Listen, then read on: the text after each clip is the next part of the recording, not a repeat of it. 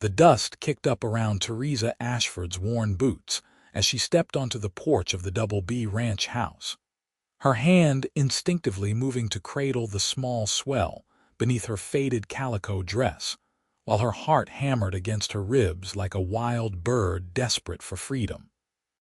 She had walked 3 miles in the brutal Texas heat of August 1878, her last dollar spent on bread 2 days ago, and now she stood before what might be her final chance at survival. The ranch spread out before her eyes was bigger than anything she had seen since leaving Louisiana, with endless stretches of dry grassland dotted with cattle that looked like brown specks against the horizon. The house itself was weathered wood, 2 stories tall, with a wide porch that wrapped around the front.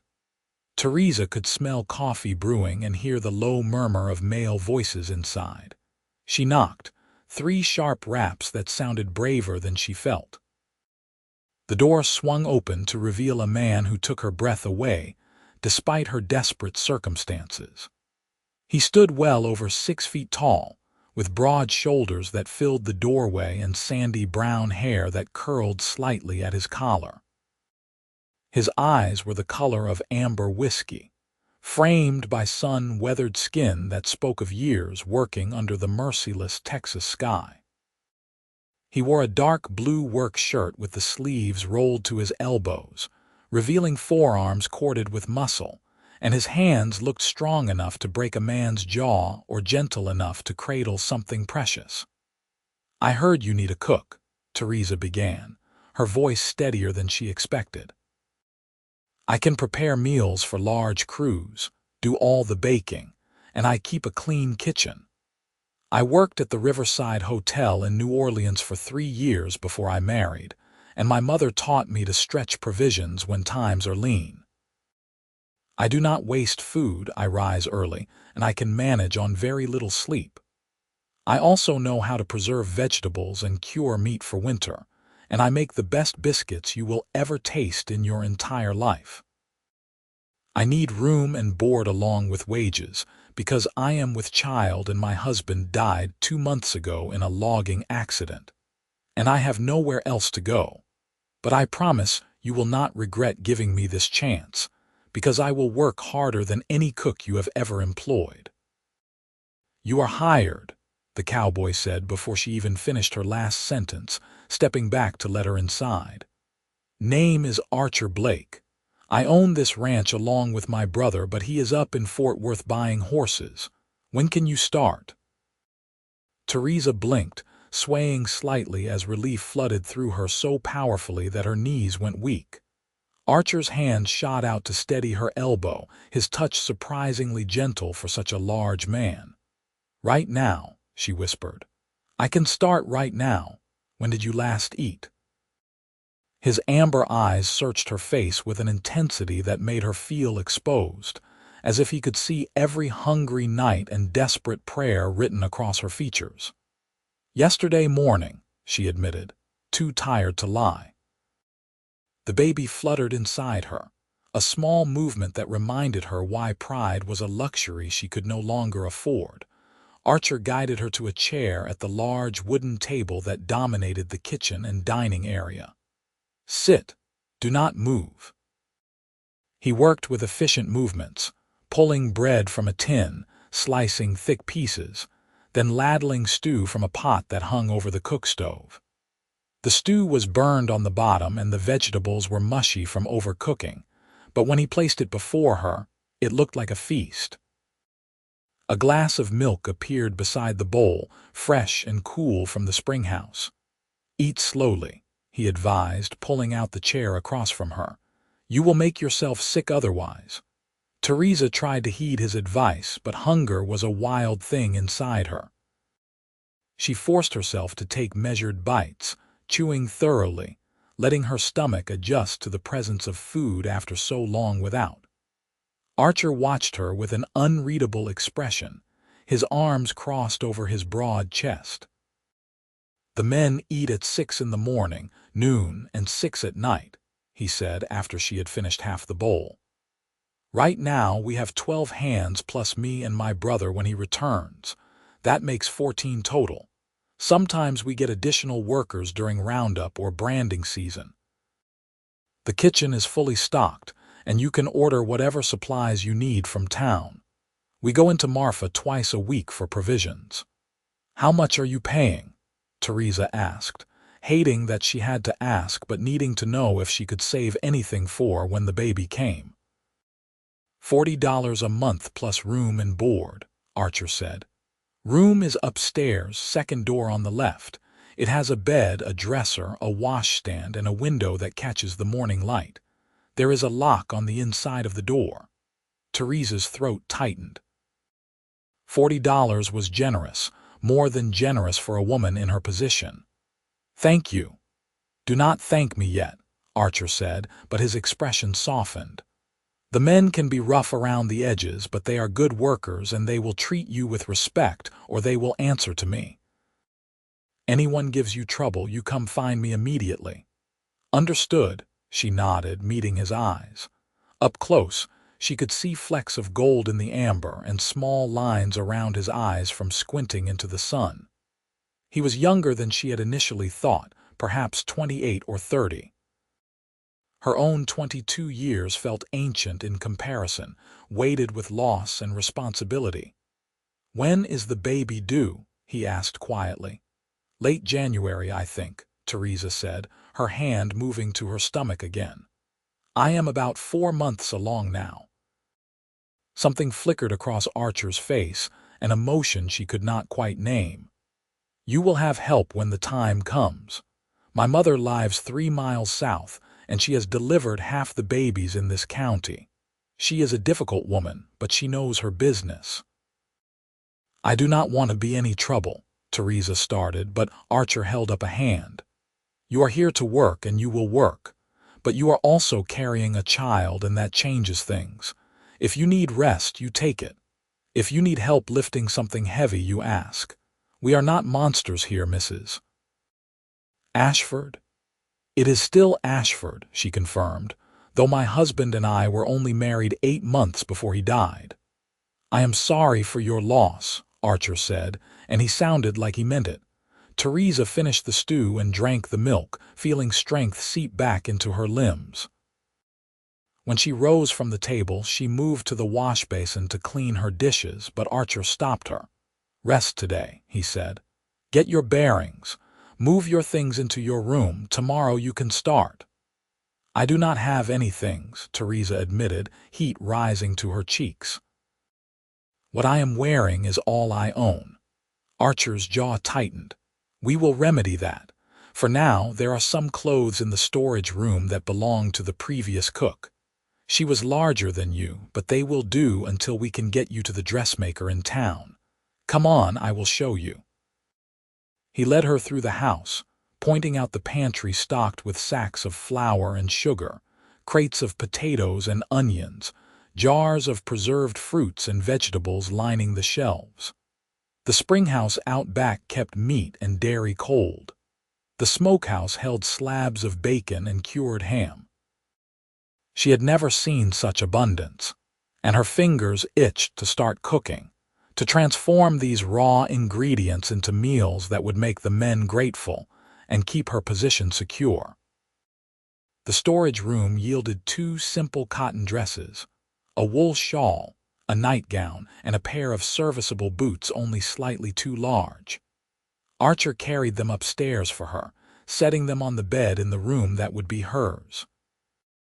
It was a simple space but clean, with whitewashed walls and gingham curtains on the window.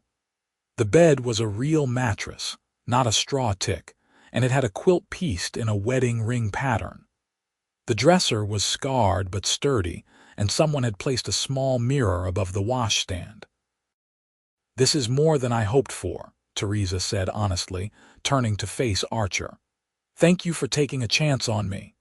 Something told me to, Archer said, his eyes meeting hers with an intensity that made her pulse quicken.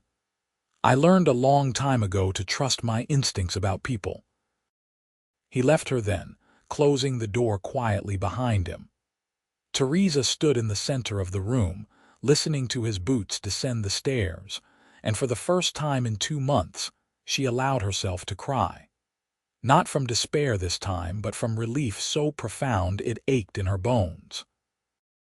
That night, she lay in the comfortable bed and felt her baby move, a gentle tumbling sensation that made her smile in the darkness. "We are going to be all right," she whispered, her hand resting on her belly. "We are going to survive this." Morning came early at the Double B Ranch. Theresa woke before dawn, dressing quickly in one of the borrowed dresses. It hung loose on her frame, but she cinched it with her old belt and rolled the sleeves. Her reflection in the small mirror showed a woman who looked older than her years, with dark circles under her green eyes and auburn hair that needed a good washing. But there was determination in the set of her jaw, and that would have to be enough. The kitchen was dark and cold when she entered.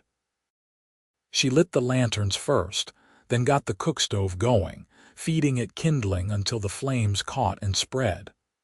While the stove heated, she found the coffee pot and set about making coffee strong enough to wake the dead. The men would need that first thing. She had surveyed the pantry the night before, making mental notes. Now she pulled out flour, lard, buttermilk, and salt. Her hands moved with practiced ease, mixing biscuit dough while her mind planned the rest of breakfast. There were eggs in the springhouse, bacon in the smokehouse, and potatoes in the pantry. She would make a big breakfast, the kind that would stick to a man's ribs through a hard morning of work. The biscuits went into the oven just as she heard the first stirrings from the bunkhouse outside. She sliced bacon thick and laid it in the largest cast iron skillet, then started peeling potatoes. By the time boots sounded on the porch, the kitchen smelled like heaven, rich with coffee and frying bacon and fresh bread. The door opened and men filed in, 12 of them, ranging from a gray-haired fellow who looked to be in his 50s to a fresh-faced kid who could not have been more than 18. They stopped when they saw her, surprise evident on their weathered faces. "Morning," Theresa said, her voice carrying across the room. "Breakfast will be ready in 10 minutes. Coffee is on the table."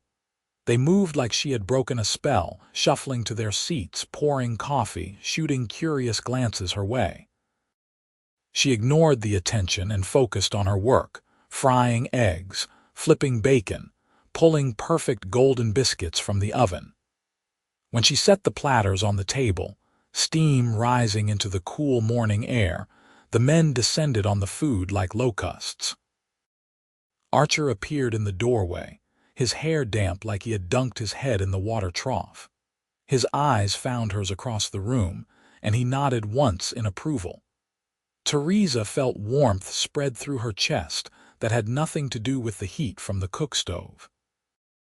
"Men," Archer said, his voice cutting through the sounds of eating, "this is Mrs. Ashford. She is our new cook. You will treat her with respect and courtesy at all times. Anyone who does not understand what that means can come discuss it with me in private." A chorus of "yes, boss," and "morning, madam," followed his announcement. Theresa nodded acknowledgement and returned to the stove, mixing batter for a second batch of biscuits. Growing men always wanted more biscuits. "Best breakfast we have had in 6 months," the gray-haired man said around a mouthful of eggs. "No offense to your cooking, boss, but this is a sight better." "None taken, Charlie," Archer said dryly. "My talents lie elsewhere." Laughter rippled around the table, easy and good-natured. Theresa felt some of the tension leave her shoulders. These were working men, rough around the edges as Archer had said, but they seemed decent enough. The young kid kept stealing glances at her, his face turning red whenever she looked his way, but his eyes held nothing but shy curiosity. After breakfast, the men filed out to their morning work, calling thanks over their shoulders. Charlie lingered, helping clear plates without being asked. He was bowlegged from years in the saddle, with kind blue eyes and hands gnarled with arthritis. "Nice to have a woman's touch around here again," he said, stacking plates by the wash basin. "The last cook we had was a fellow named Dutch who thought burnt meat and watery beans constituted a meal." "How long ago did he leave?" Theresa asked, already pumping water to wash dishes. 3 months back, Charlie said. "Took up with a widow in town and decided ranching was not for him. We have been making do since then, taking turns at cooking, but none of us have the knack for it. Except maybe the kid Tommy, but the others give him grief when his turn comes around, so he stopped trying." "I will make sure everyone is well fed," Theresa promised. Charlie smiled, his weathered face crinkling. "I believe you will, madam. Welcome to the Double B." The days fell into a rhythm. Theresa rose before dawn, made breakfast, cleaned the kitchen, started preparations for the noon meal. She baked bread every other day, made stews and roasts and fried chicken. She learned the men's preferences. Charlie liked his coffee sweet. Tommy would eat anything with molasses. A Mexican hand named Diego requested tortillas, which she learned to make from his patient instruction. She stretched provisions, made use of every scrap, kept the kitchen spotless. And she watched Archer Blake. She could not help herself. He was a presence that filled every space he entered, not through loudness or bluster, but through quiet competence and natural authority.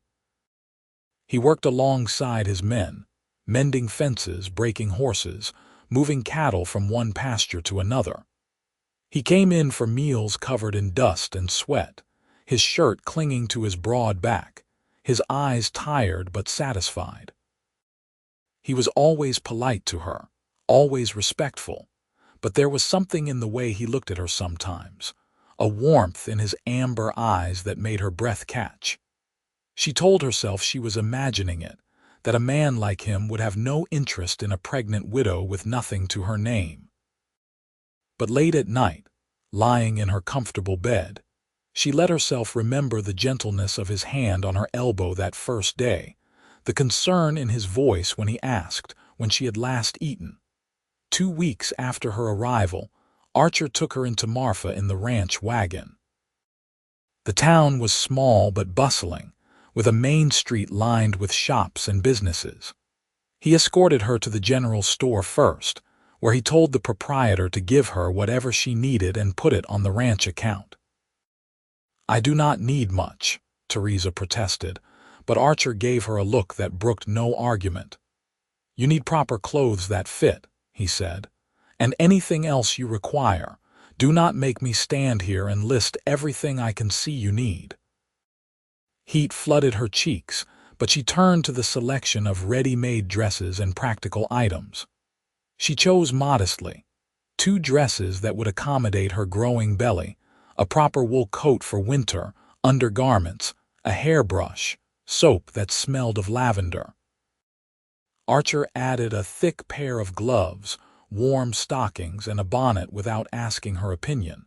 At the dressmaker's shop, he arranged for 2 more dresses to be made, designed to grow with her changing shape. The dressmaker, a sharp-eyed woman named Mrs. Chen, took measurements and promised to have them ready within 2 weeks. "You are kind to me," Theresa said as they walked back to the wagon, her arms full of wrapped packages. "Kinder than you need to be." Archer loaded the packages into the wagon bed with easy strength. "I am paying you to work, and you cannot work effectively if you are cold or uncomfortable. This is practical, not kindness." But his eyes told a different story, and Theresa felt her heart do something complicated in her chest. On the ride back to the ranch, Archer was quiet, his strong hands easy on the reins. The landscape rolled past, endless sky and scrub grass, distant mesas purple in the afternoon light. Theresa found herself intensely aware of him beside her on the wagon seat, the warmth of his body in the cooling air, the way his forearms flexed as he controlled the horses. "Can I ask you something?" she said, breaking the comfortable silence. "Go ahead. Why did you hire me so quickly? You did not ask for references or test my cooking. You just said yes." Archer was quiet for a long moment, his eyes on the road ahead. "You want the honest answer, please. You looked like you were about to fall over," he said. "And there was something in your eyes, a kind of desperate determination that I recognized.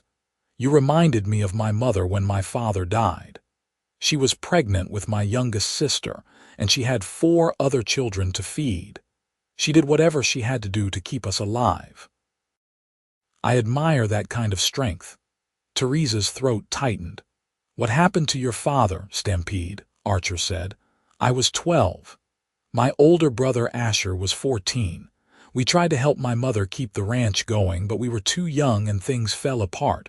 We lost everything. She had to take in washing and mending, and we all worked odd jobs. It took years to save enough to buy this land and start over. Asher and I made a promise that we would never let our mother struggle like that again, and we would help others when we could." "You have done that for me," Theresa said softly. "You have saved my life and my baby's life. I will not forget it." Archer glanced at her then, and the intensity in his amber eyes made her stomach flip. "You are saving yourself. I just gave you the opportunity." They rode in silence the rest of the way, but something had shifted between them, a deepening of understanding that felt both terrifying and inevitable. The weeks passed, October arriving with cooler temperatures and brilliant sunsets that painted the sky in shades of orange and gold. Theresa's belly grew rounder, and the baby's movements became more pronounced, little feet pressing against her ribs at odd moments. The men treated her with a protective gentleness that sometimes bordered on comical, jumping up to carry water buckets or lift heavy pots before she could even ask. Tommy, the young hand, appointed himself her unofficial guardian, always appearing at her elbow when she needed something from a high shelf or assistance moving furniture to sweep beneath it. He was 18, fresh from Kansas, with straw-colored hair and freckles across his sunburned nose. He blushed whenever she spoke to him directly, but his helpfulness was genuine and appreciated. Archer's brother Asher returned from Fort Worth in late October, bringing with him a string of new horses and a boisterous energy that filled the ranch house. He was an inch shorter than Archer, with darker hair and brown eyes, but the family resemblance was strong in the line of his jaw and the set of his shoulders. He greeted Theresa with a sweeping bow that made her laugh despite herself. "So you are the miracle worker who has kept my brother from poisoning the entire crew," Asher said, his grin infectious. "I heard tales of your cooking clear up in Fort Worth. Men were saying the Double B has the best food in 3 counties. "Your brother exaggerates," Theresa said, but she was pleased nonetheless. "Not this time," Archer said from behind her, his voice warm. "Theresa has been an asset to this ranch." The way he said her name, with a softness that was not there when he spoke to anyone else, made heat rise in her cheeks. She busied herself with serving dinner, aware of Asher's knowing looks bouncing between her and his brother. That night, after the men had gone to the bunkhouse and Asher had retired upstairs, Archer found her in the kitchen finishing the last of the dishes. The lamplight cast golden shadows across his features as he leaned against the doorframe, watching her work. "You should rest," he said. "You were on your feet all day." "I am almost done," Theresa replied, drying the last plate and setting it on the shelf. "Besides, I do not need as much rest as you think. The baby makes sleep difficult anyway, always kicking just when I get comfortable." A smile tugged at Archer's lips. "I remember my mother saying the same thing about my youngest sister. She said it was like carrying a boxer in training." Theresa laughed, the sound surprising her. She had not laughed much in the month since James died, but somehow Archer pulled it from her without trying. That is exactly what it feels like sometimes. Walk with me, Archer said, pushing off the door frame. The night is clear and there is something I want to show you. She should have said no. It was improper for a widow, especially one in her condition, to walk alone with a man in the darkness. But the kitchen suddenly felt too small, too warm, and the thought of cool night air was irresistible. She dried her hands on her apron, hung it on the hook, and followed him outside. The night was indeed clear, the sky a vast blanket of stars that seemed close enough to touch. Archer led her away from the house, past the corrals where horses dozed, toward a small rise that overlooked the ranch. When they reached the top, he stopped, and Theresa gasped. The view was breathtaking. The land stretched out below them in shades of silver and shadow, and above, the Milky Way blazed across the sky in a river of light. She had never seen stars like this in Louisiana, where the air was thick with humidity and the trees grew tall and close. Here, in the vast openness of West Texas, the universe felt intimate and infinite at once. I come here when I need to think, Archer said quietly. When the work feels overwhelming or when I need to remember why I am doing this, it helps to see how small we are in the grand scheme of things. It is beautiful, Theresa whispered, afraid to break the spell of the moment. They stood in comfortable silence, shoulders nearly touching, breathing in the cool night air. Theresa could smell dust and sage and something else, a scent that was uniquely Archer, leather and clean sweat, and something indefinable that made her want to move closer. "Can I tell you something?" Archer said, his voice rough. "Yes." "I did not hire you just because I felt sorry for you," he said, turning to face her. In the starlight, his eyes gleamed like polished amber. "I hired you because when I opened that door and saw you standing there, something in my chest shifted. I looked at you and thought, this woman is going to change my life, and you have." Theresa's heart hammered against her ribs. "Archer, I am pregnant with another man's child. I have nothing to offer you." "You have yourself," he said, reaching out to gently tuck a strand of hair behind her ear. His fingers lingered against her cheek, warm and slightly rough. "And that is everything." "I do not understand," she whispered.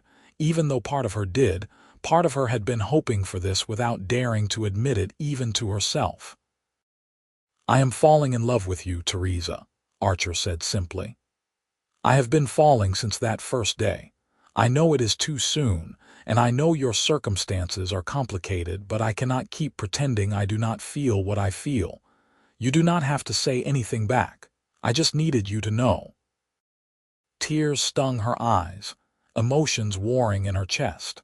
Fear that this was too good to be true, that she would wake up and find it was a dream. Hope that maybe, just maybe, she could have happiness again. Guilt that she could feel this way about someone other than James, even though James was gone and would never hold her again. "I loved my husband," she said, her voice shaking. "But he is dead and I am alive, and I did not think I would ever feel anything for anyone again. Then you gave me a chance when no one else would, and you have been nothing but kind and respectful, and when you smile at me, I feel like the sun is coming out after a long storm. I do not know if that is love, but it is something, and it terrifies me." "It terrifies me too," Archer admitted, his thumb brushing across her cheekbone, catching a tear. "I have never felt this way about anyone, but I am willing to be terrified if you are." "The baby," she started, but he shook his head. "The baby is part of you, which means I will love the baby too," he said firmly. "That child will have a father who protects them and provides for them and teaches them everything I know, if you will let me." The tears came faster now, but they were not sad tears. Theresa reached up and covered his hand with hers, pressing it against her cheek. "I do not deserve you." "That is where you are wrong," Archer said, and then he leaned down and kissed her forehead, soft and reverent. You deserve everything good in this world. Let me try to give it to you." She turned her face up to his, and when his lips met hers it was gentle and searching, a question asked and answered. Theresa's hands found the front of his shirt, fisting in the fabric, anchoring herself to this moment, this man, this unexpected chance at happiness. The baby kicked between them as if offering approval, and Archer broke the kiss to laugh, his forehead resting against hers. "Did I just get kicked?" he asked, wonder in his voice. "The baby has opinions," Theresa said, laughing through her tears. "Apparently, the baby approves." "Good," Archer said, gathering her carefully into his arms, "because I plan to be around for a very long time." They stood there under the stars, holding each other, and Theresa let herself believe in the possibility of a future she had thought was lost forever. The next months were a strange and wonderful time.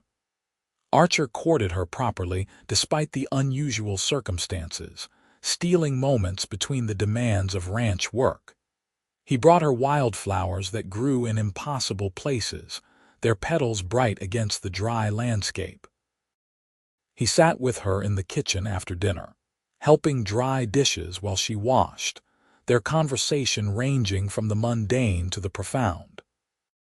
He told her about growing up poor but loved, about the dreams he and Asher had for the ranch, about his fear that he was not good enough to deserve what he wanted from life. She told him about Louisiana, about her family who had died from yellow fever when she was 16, leaving her alone.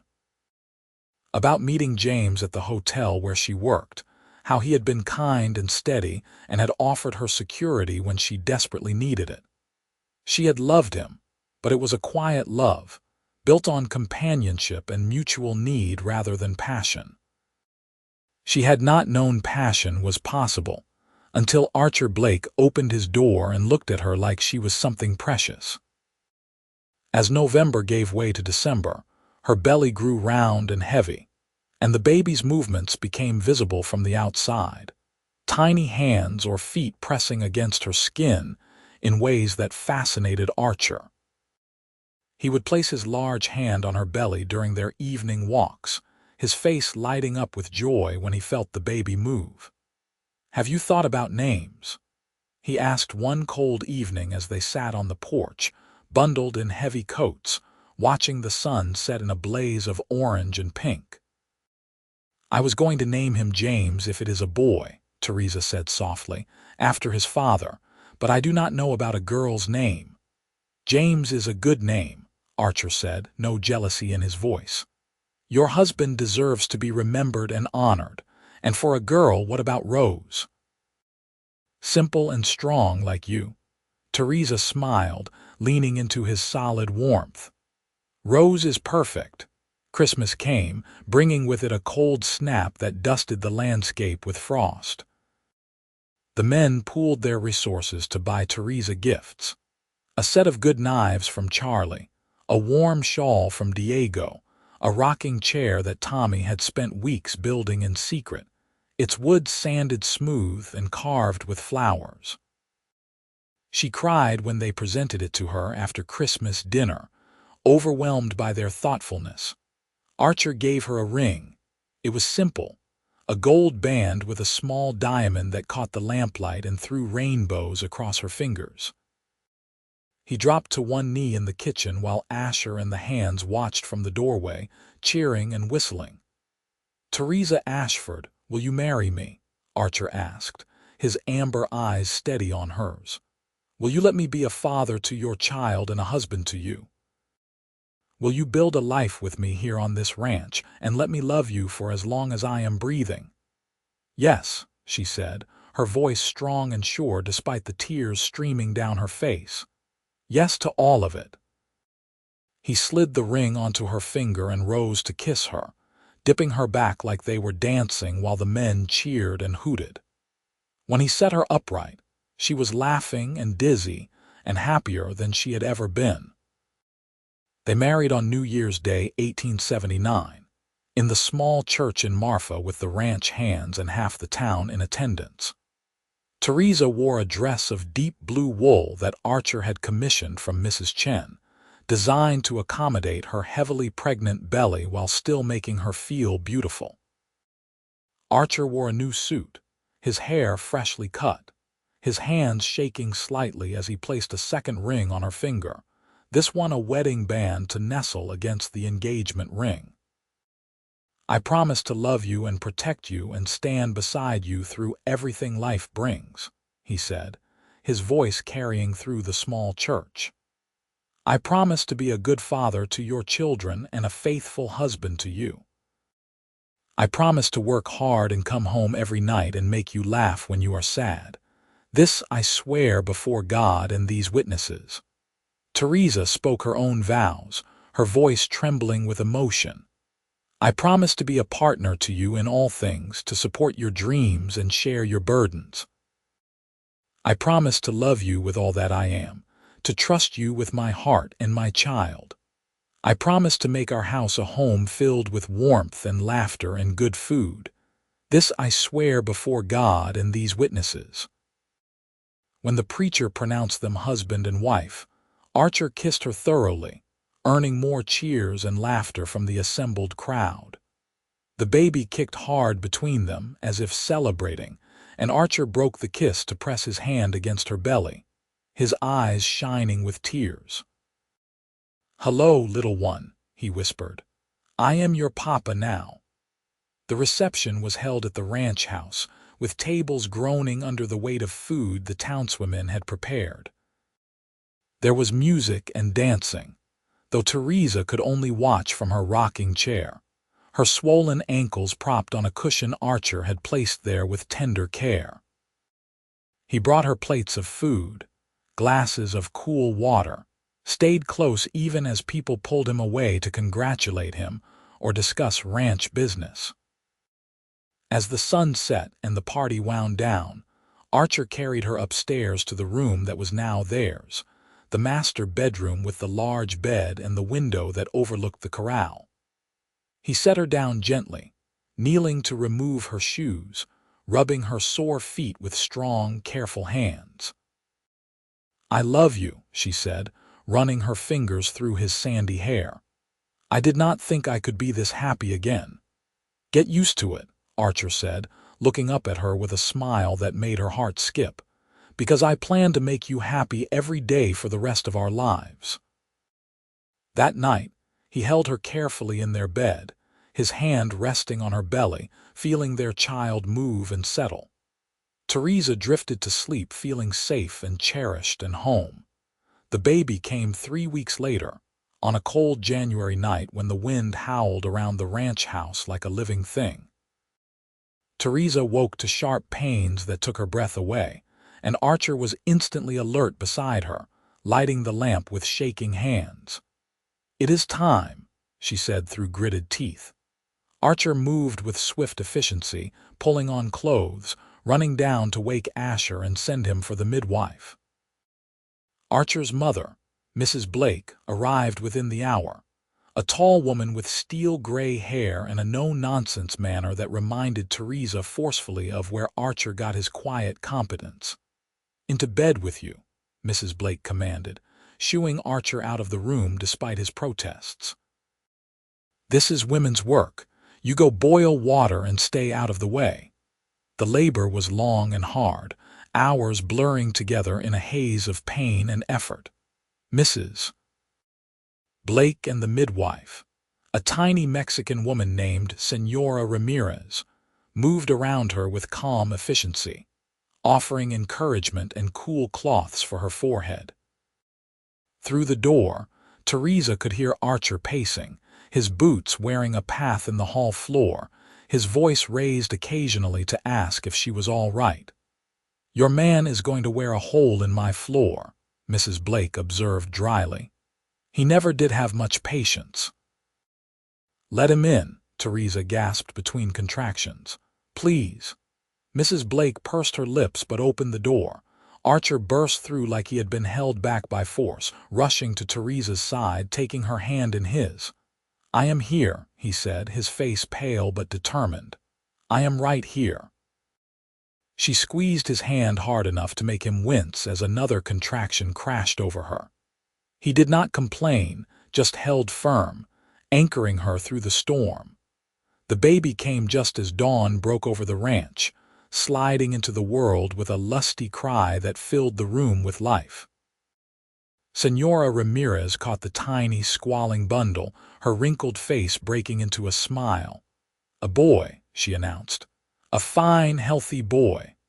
Mrs. Blake cleaned him quickly, then placed him in Theresa's arms. He was perfect, with a cap of dark hair and eyes squeezed shut against the brightness of the world. His tiny fists waved in the air, and when Theresa counted his fingers and toes, tears streaming down her face, she found all 20. "James," she whispered. "Welcome, little James." Archer stared down at the baby with an expression of such awe and tenderness that Theresa fell in love with him all over again. He reached out a tentative finger, and the baby's hand closed around it with surprising strength. "He is strong," Archer said, his voice thick with emotion. "Look at that grip." "He has a good father to learn from," Mrs. Blake said, her stern expression softening as she looked at her son. "You will do well by this boy, Archer. I can see it already."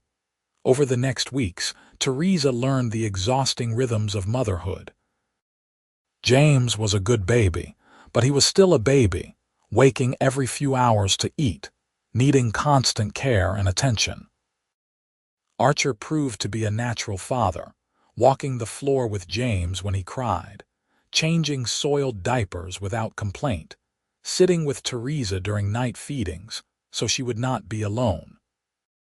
The ranch hands were besotted with the baby, taking turns holding him during meals, making ridiculous faces to earn his first smiles.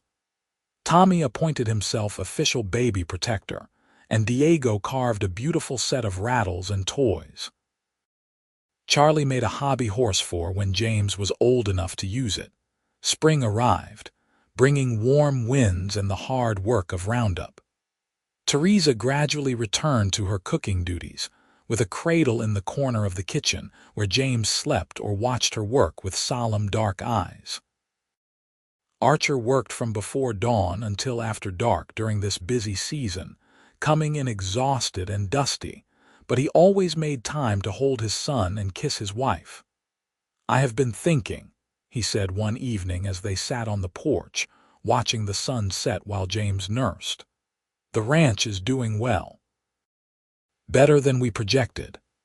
Asher and I discussed it, and we think we can start building a bigger house, one with more rooms for when our family grows." "When our family grows," Theresa repeated, her heart fluttering. "If you want more children," Archer said quickly. "I know James is still so young, but I thought in the future if you wanted." "I do want," Theresa interrupted, smiling. "I want James to have brothers and sisters, to never be alone the way I was. I want a house full of noise and laughter and love." Archer grinned, the expression transforming his weathered face. "Then that is what we will have." The years unfolded like a gift. They broke ground on the new house that summer, a sprawling structure with 6 bedrooms and a kitchen twice the size of the old one. Theresa filled it with warmth and good food and the sound of her laughter. James grew from baby to toddler, sturdy and adventurous, following Archer around the ranch like a shadow. Their second child, a daughter they named Rose, arrived in the spring of 1881, with her mother's auburn hair and her father's amber eyes. She was quieter than James had been, content to watch the world with serious attention before gracing them with rare, precious smiles. 2 years later came another boy whom they named Asher after his uncle, called Little Ash to distinguish him from Big Ash. He was a whirlwind of energy from birth, keeping them all on their toes. The ranch prospered under Archer and Asher's management, growing from 12 hands to 20, acquiring more land, building a reputation for quality cattle and fair dealing. Theresa's cooking became legendary, with cowhands from other ranches, sometimes accidentally appearing around mealtime, hoping for an invitation to stay. She taught Rose to cook as soon as the little girl was old enough to reach the counter standing on a stool, passing on the skills her own mother had taught her. She read to the children every night, stories of faraway places and grand adventures, watching their eyes grow wide with wonder. Archer proved to be the father she had known he would be, patient and firm in equal measure, teaching the children to ride and rope, to respect the land and the animals, to work hard and treat others fairly. He still courted Theresa like they were newlyweds, bringing her flowers, stealing kisses in the kitchen, holding her close in their big bed and whispering how much he loved her. There were hard times too. A drought in 1883 that left them struggling to keep the cattle fed and watered, everyone working double shifts to haul water from the distant creek. A winter the following year so brutal they lost 100 head of cattle to the cold and had to rebuild their breeding stock. The death of Charlie from a heart attack in 1885, leaving them all grieving for the kind old cowhand who had been family. But through it all, they had each other. When Theresa was exhausted from childcare and cooking and the endless demands of ranch life, Archer would draw her a bath and watch the children so she could soak in peace. When Archer was overwhelmed with the weight of responsibility and the fear of failing those who depended on him, Theresa would hold him and remind him of how far they had come, from that dusty day when she knocked on his door with nothing but hope and determination. Their fourth child, another daughter named Grace, arrived in 1886, completing their family.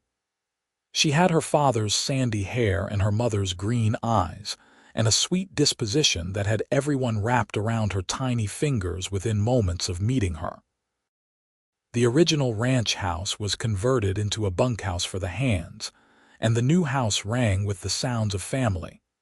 Children running through the halls, Theresa singing while she cooked, Archer's deep laugh echoing from the porch.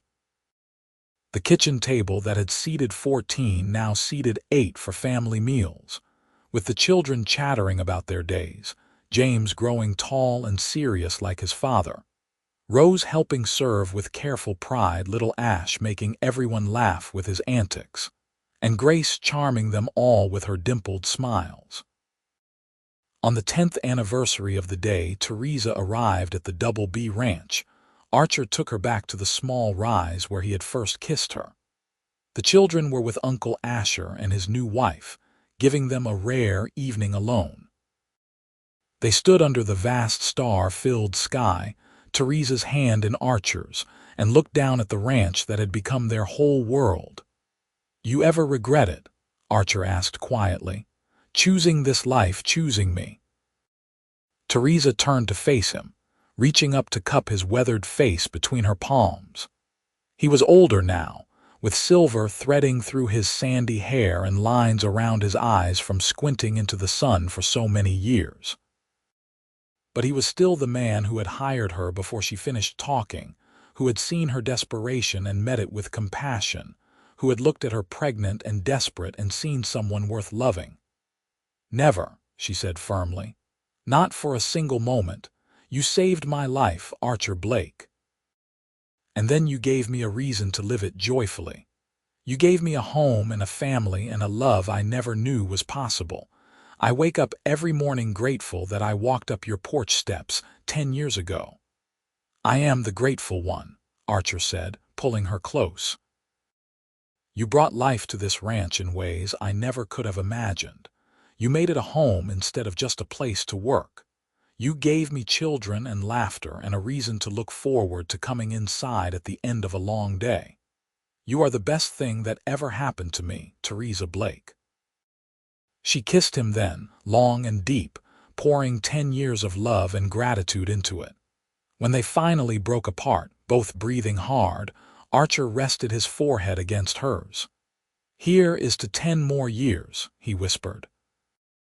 "And 10 after that, and 10 after that, until we are old and gray and watching our grandchildren run around the ranch. I will hold you to that promise, Theresa said, smiling. They stood there as the stars wheeled overhead, two people who had found each other in the most unlikely circumstances and built something beautiful from desperation and hope. The wind carried the scent of sage and distant rain, and somewhere in the darkness, a coyote called to its mate. The ranch sprawled below them, lights glowing warm in the windows of the big house where their children slept safe and loved. The barn and corrals stood solid and well-maintained, testament to years of hard work. The land stretched away in all directions, harsh and beautiful and theirs. Theresa thought back to the woman she had been a decade ago, dusty and desperate and determined, knocking on a stranger's door with her last shred of hope. She thought of the man who had opened that door and changed her life with 3 simple words: "You are hired." "Thank you," she whispered into the night, not sure if she was thanking God or fate or Archer or all 3. "For what?" Archer asked, his arms tightening around her. "For everything," she said. "For taking a chance on a pregnant widow with nothing to her name. For seeing something in me worth loving. For giving me this beautiful life." "You earned every bit of it," Archer said firmly. "All I did was open a door. You are the one who walked through it and made something extraordinary." They walked back to the house hand in hand, and when they entered the warm kitchen, Theresa felt the same surge of contentment she felt every time she crossed this threshold. This was her home, these were her people, and this was the life she had built from nothing but determination, and the kindness of a cowboy who had hired her before she finished talking. The children grew, as children do, each finding their own path in the world. James developed a talent for horse training, working alongside his father to break and sell some of the finest mounts in West Texas. Rose married a neighboring rancher's son when she turned 20, a good man who treated her with the respect and love she had learned to expect from watching her parents. Little Ash surprised them all by developing a passion for books and learning, eventually leaving the ranch to attend university in Austin, where he studied law. He returned home often, bringing stories of the wider world, but always seeming relieved to come back to the familiar landscape of his childhood. Grace became a teacher at the small school in Marfa, walking the 3 miles each way with a smile on her face, shaping young minds with the same patience and kindness her mother had shown her. She lived at home, keeping Theresa company in the kitchen, learning all the old recipes and adding her own touches. As the children established their own lives, Theresa and Archer found themselves with more time for each other. They took long rides across the ranch, Archer showing her his favorite spots, the hidden springs and sheltered valleys, the places where eagles nested and wildflowers grew in riotous color each spring. They traveled too, something they had never made time for when the children were young. They went to San Antonio for their 20th anniversary, staying in a fine hotel and eating in restaurants where other people did the cooking for a change. They visited Little Ash in Austin, seeing the university and meeting his friends, marveling at how their wild little boy had grown into a poised young man. But they always came home to the Double B Ranch because this was where they belonged, where their story had begun and where it would end, whenever that time came. The ranch was their legacy, built with sweat and determination and the kind of love that weathers all storms. Uncle Asher remained on the ranch, his own children growing up alongside Archer and Theresa's. The two families so intertwined it was hard to tell where one ended and the other began. His wife, Margaret, had become Theresa's closest friend, the two women working side by side to feed the ever-growing operation, sharing recipes and secrets, and the comfortable companionship of women who understand each other's lives. Tommy, the young hand who had blushed so fiercely at Theresa all those years ago, became foreman of the Double B, steady and reliable, teaching the younger hands with the same patience that Charlie had once shown him. He married a widow from town, proving that second chances at love were a theme that ran deep at the Double B ranch. Diego stayed too, growing old and bow-legged but still the best hand with horses any of them had ever seen. His grandchildren worked on the ranch now, third-generation cowhands who had grown up hearing stories of the woman who had arrived pregnant and desperate and become the heart of the Double B on Theresa's 50th birthday. The entire ranch gathered for a celebration. 3 generations of family and hands, all coming together to honor the woman who had fed them and loved them and made the Double B feel like home. There was music and dancing, more food than anyone could possibly eat, and speeches that made Theresa cry and laugh in equal measure. Archer stood to speak last, his hair now more silver than sandy, his face deeply lined from 54 years of Texas sun, but his amber eyes still clear and bright when they looked at her. 24 years ago, he began, his voice carrying across the assembled crowd, a woman knocked on my door. She was dusty and desperate and so pregnant she could barely stand, and she started talking about why I should hire her as a cook. I said yes before she finished because I knew, right in that moment, that she was going to change my life. I had no idea how right I was. He looked directly at Theresa, and the love in his eyes made her throat tight with emotion. She did not just change my life, Archer continued. She became my life. She turned a house into a home. She made me a father. She showed me what it means to love someone so completely that you cannot imagine existing without them. Everything good in my life traces back to that day when she was brave enough to walk up my porch steps and knock on my door. He crossed to where she sat, taking her hand and pulling her to her feet. Theresa Blake, you are the strongest, kindest, most remarkable woman I have ever known. Thank you for choosing me. Thank you for building this life with me. Thank you for every meal and every laugh and every moment of the last 24 years. I love you more today than I did the day I married you, and I will love you more tomorrow than I do today. That is a promise I will keep until my last breath. The crowd erupted in applause and cheers, but Theresa only had eyes for her husband. She reached up to cup his face, feeling the familiar texture of his weathered skin beneath her palms.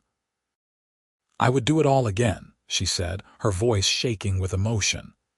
Every hard moment, every struggle, every fear. I would do it all again because it led me here to you, to this family, to this life. You are my home, Archer Blake. You always will be. He kissed her then, in front of everyone, a kiss that held 24 years of partnership and passion and unwavering commitment. When they broke apart, there was not a dry eye in the crowd. The party continued late into the night, but eventually, Archer and Theresa slipped away, walking hand in hand to their favorite rise overlooking the ranch. The stars were brilliant overhead, the same stars that had witnessed their first kiss all those years ago. Do you remember what you said to me that first night we stood here? Archer asked, his arm around her shoulders. I said I was terrified, Theresa recalled, smiling at the memory of her younger self. And I said I was willing to be terrified with you, Archer finished. Best decision I ever made. They stood in comfortable silence. 2 people who had built a life from nothing, who had taken desperate circumstances and transformed them into something beautiful and lasting. Below them, the ranch slept, generations of family and workers safe under the vast Texas sky. I wonder sometimes, Theresa said softly, what would have happened if you had not been home that day, if someone else had answered the door. Do not wonder, Archer said firmly, turning her to face him. You would have survived because that is who you are. You would have found another way, another place, another chance. But I am eternally grateful that you found this place, and that I was the one who opened the door." "So am I," Theresa whispered. They walked back to the house slowly, savoring the cool night air and each other's company. Inside, the house was quiet. The guests departed, the children grown and gone to their own homes. It was just the two of them now, the way it had been in the beginning, before the children and the expansion and the full life they had built. Archer helped Theresa out of her party dress, his hands as gentle as they had been on their wedding night, his touch still capable of making her pulse quicken after all these years. They climbed into their bed, the same bed they had shared for over 2 decades, and he pulled her close, her back against his chest, his hand resting on her waist in the way that had become habitual over the years. "Happy birthday, my love," he murmured into her hair. "Happy life," she responded, placing her hand over his. They drifted to sleep like that, 2 hearts beating in synchrony, 2 lives completely intertwined, 2 people who had taken a chance on love when it seemed impossible and built something that would last beyond their own lifetimes. The years continued their inexorable march. Grandchildren arrived, filling the ranch with new laughter and new life. James and his wife had 3 boys who loved working with horses as much as their father did. Rose's children, 2 girls and a boy, visited often, tearing through the house with the same energy their mother had once possessed. Little Ash brought home a wife from Austin, a smart woman who became a lawyer alongside him. They had twin daughters who were fierce and brilliant and determined to change the world. Grace eventually married the town doctor, a quiet man with kind eyes, and they had a daughter who looked exactly like Theresa had at that age, auburn hair and green eyes and a stubborn set to her chin. Theresa taught all the grandchildren to cook, passing down recipes that had been passed to her, adding stories about where each dish came from and why it mattered. She showed them how to stretch provisions, how to make something from nothing, how to put love into food so that people felt nourished in body and soul. Archer taught the ones who were interested how to work cattle, how to read the land, how to be fair but firm with employees. He passed down the lessons his own father had taught him, and the ones he had learned through hard experience, hoping to give the next generation a foundation to build upon. In the spring of 1903, 25 years after Theresa had first knocked on his door, Archer suffered a heart attack while working to free a calf stuck in a fence. He made it back to the house, pale and sweating, collapsing into Theresa's arms in the kitchen that still smelled of bread and coffee and home. The doctor came from town, examined him thoroughly, and delivered the verdict with grim compassion. Archer's heart was worn out from years of hard work and hard living. He had months, maybe a year if he was lucky, and he needed to rest. Archer, predictably, did not rest well. He chafed at the restrictions, wanting to be out on the range with his sons and the hands, wanting to work and ride and be useful. Theresa had to use all her considerable will to keep him in the house, finding tasks that would keep him occupied without overtaxing his failing heart. They spent long hours on the porch, watching the ranch carry on without his direct involvement. James proved more than capable of running the operation, with little Ash handling the business and legal matters and Uncle Asher providing steady guidance.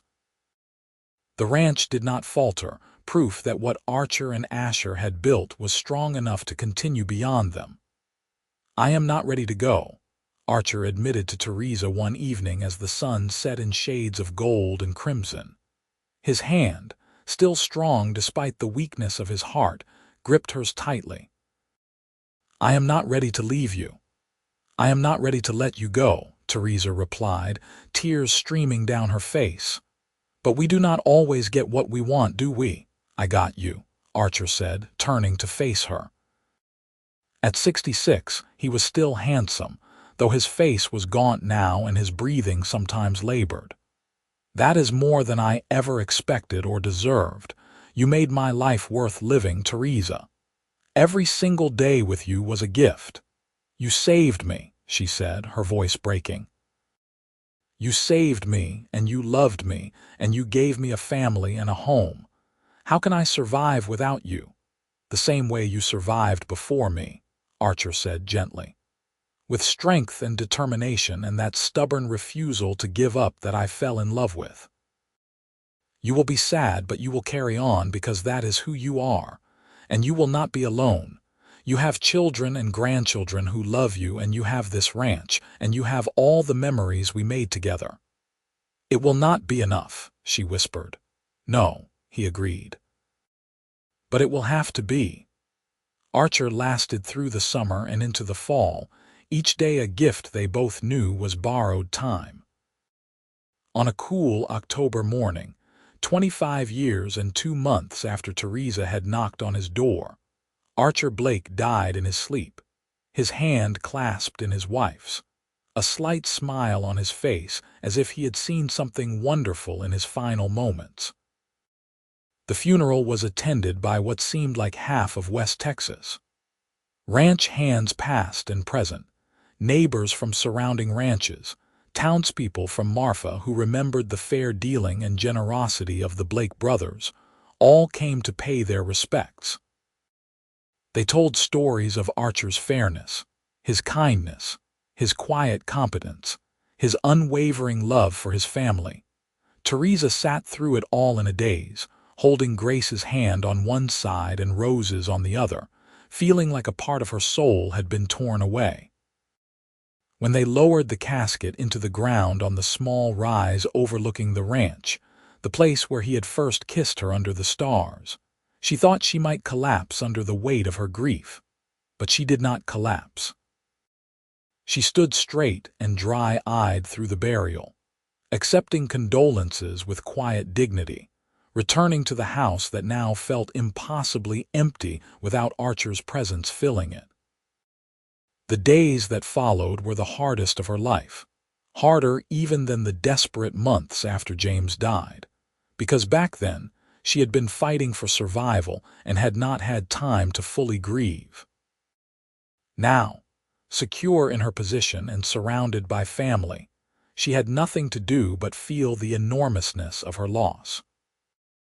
She wandered through the house, seeing Archer everywhere.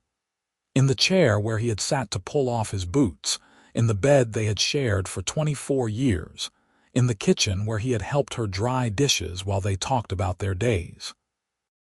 The ranch carried on around her, life continuing its relentless forward march, but she felt frozen in place, unable to imagine a future without him in it.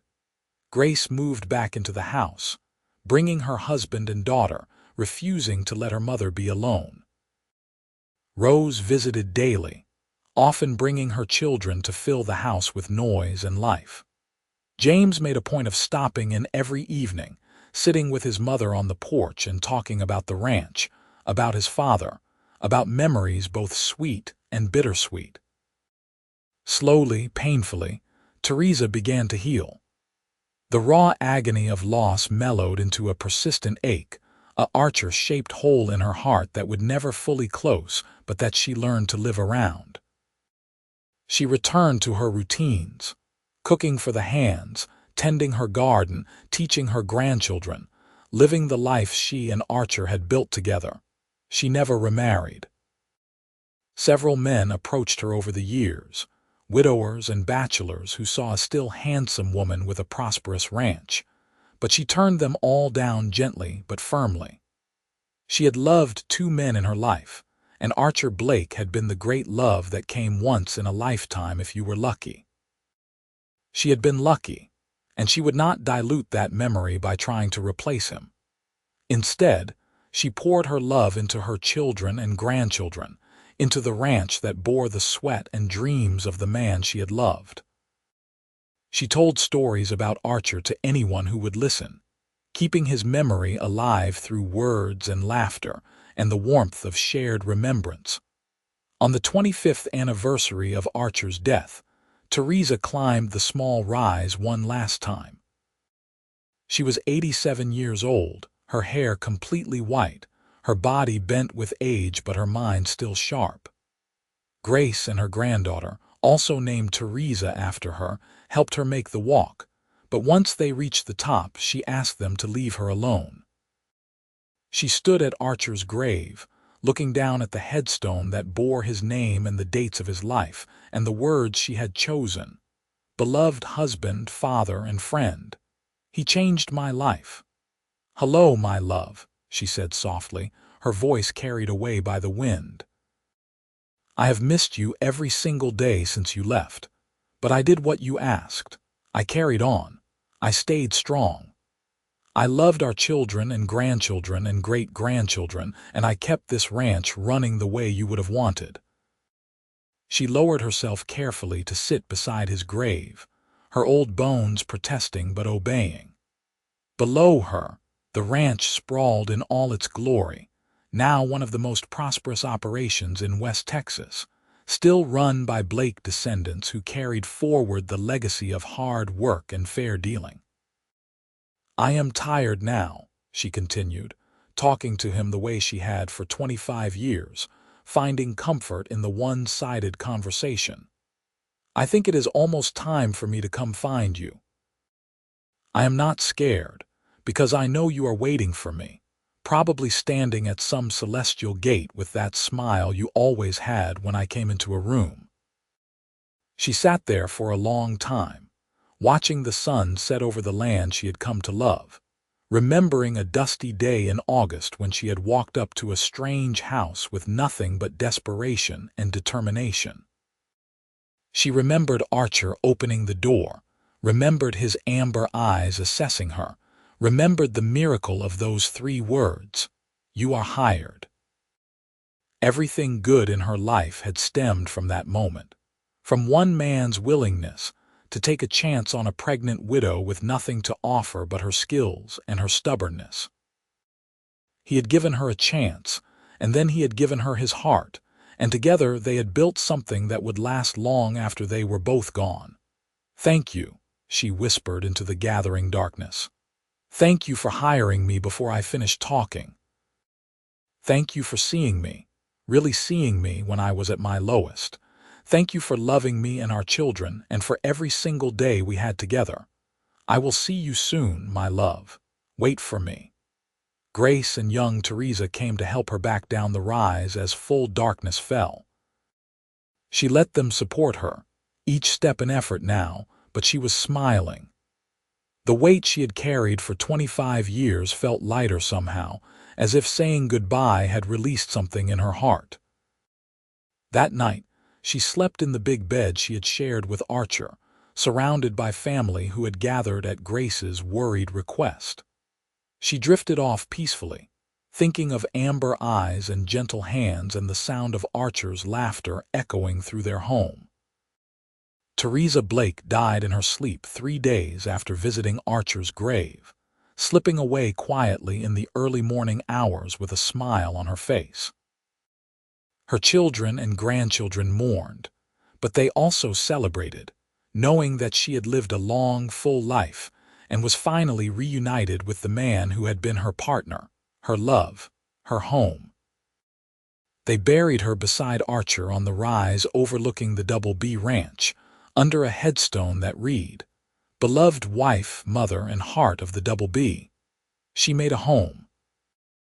The ranch continued, generation after generation of Blakes and their descendants carrying forward the legacy that had begun when a desperate widow knocked on a door and a cowboy with a kind heart said yes.